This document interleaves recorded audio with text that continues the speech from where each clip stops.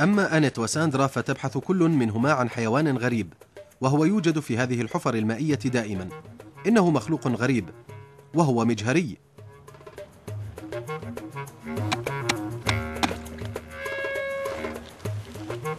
تأخذ ساندرا عينة من الماء بواسطة الحقنة.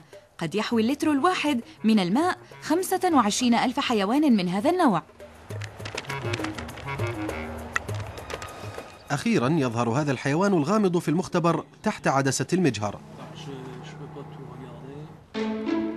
هذا هو دب الماء، وقد أطلق عليه هذا الاسم لأن أطرافه الثمانية تنتهي بمخالب شبيهة بمخالب الدب.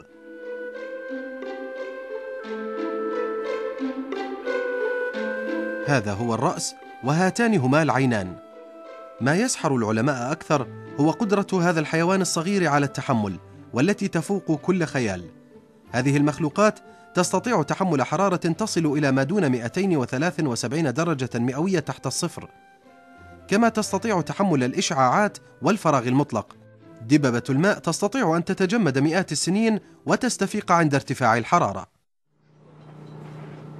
حياة دببة الماء لغز لا ينتهي بالنسبة إلى أنيت، لكنها تأمل دائما أن تتمكن من اكتشاف هذه الأسرار يوما ما.